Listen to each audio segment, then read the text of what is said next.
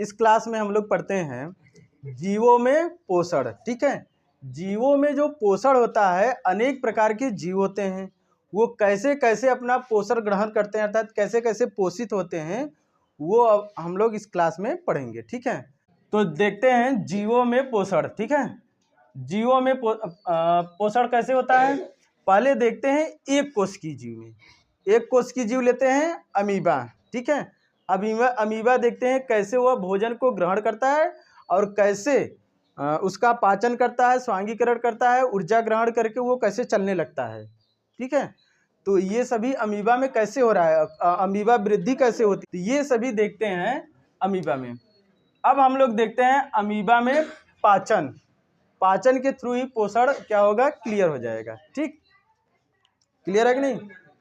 तो अमीबा में पाचन, अमीबा को बनाते हैं। अमीबा कैसे भी आप लोग ऐसे टेढ़ा मेढ़ा बना सकते हैं।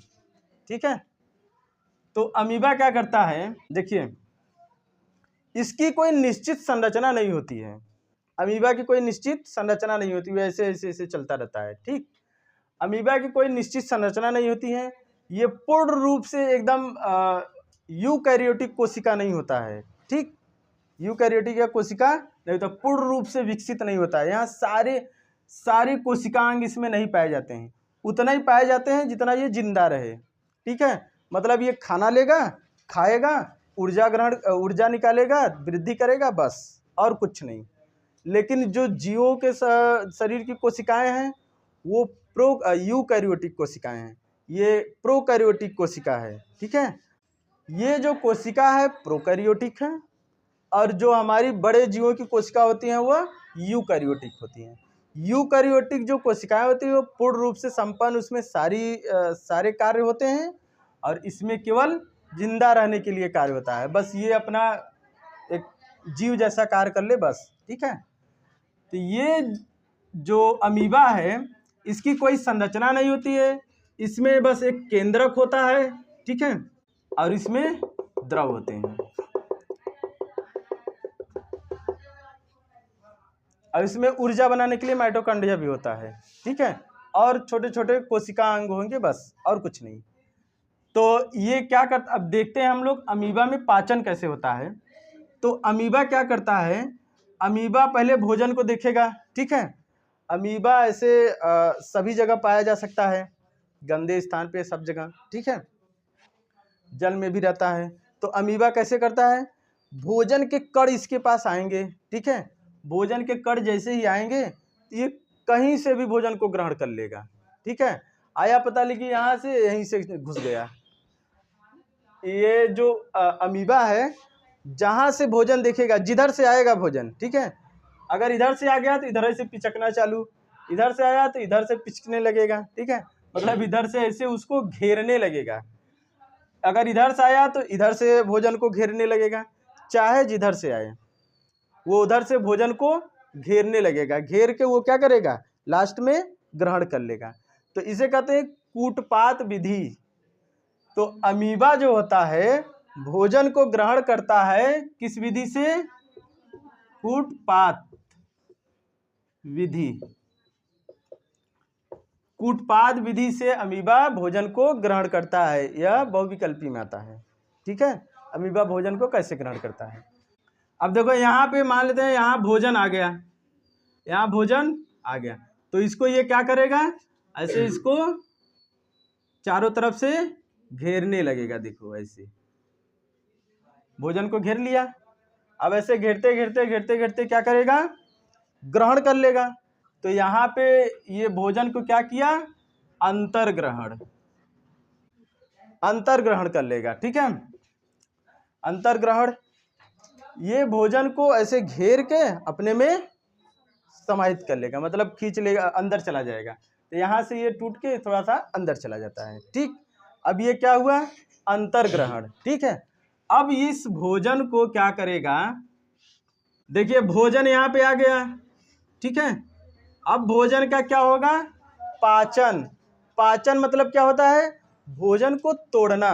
ठीक है, भोजन को कई भागों में तोड़ देता है, और उसके जितने पोषक तत्व होते हैं उसको वह तोड़ तोड़ के उसको क्या करता है, सभी जगह फैलाने का कार्य करता है, मतलब उसको बस तोड़ने का काम करेगा। पाचन में आएगा भोजन को तोड़ना, ठीक है। तो इसका हो जाए, अब भोजन का क्या होगा, पाचन। अब यहाँ पे भोजन का पाचन होगा, भोजन छोटे छोटे टुकड़ों में टूट जाएगा, ठीक है। तो यहाँ पे पाचन हो जाएगा। अब देखिए ऐसे इस पे प्रेशर पड़ेगा तो ये टूटेगा, ठीक। अब क्या होगा, इसका पाचन के बाद क्या होगा, अवशोषण। अमीबा पाचन के बाद क्या करेगा, अवशोषण, ठीक है। अवशोषण में क्या होगा, जैसे कोई चीज अगर पच गया, अब पाचन तो टूट तो गया, लेकिन अब वो भोजन से पोषक तत्वों को वह अवशोषित करेगा। कौन, इसके कोशिकांग, ठीक है। ये अमीबा के अंदर जो हो रहा है यही क्रिया हो रहा है। तो ये भोजन का अब क्या होगा, यहाँ पे अवशोषण, अवशोषण होगा। तो ये अब क्या होगा, ऐसे ऐसे सभी खंडों में टूट गया और ये अब यहाँ से अवशोषित होना चालू, ठीक। अब यहाँ से अवशोषित होना चालू हो गया, ठीक है, भोजन का। अब यहाँ पे हो रहा है अवशोषण, भोजन से पोषक तत्वों को अवशोषित कर रहा है, ठीक। अब फिर क्या होगा, जब अवशोषित होगा तो अवशोषण के बाद हाँ, वो जो पोषक तत्व रहेगा वो जाएगा कहाँ,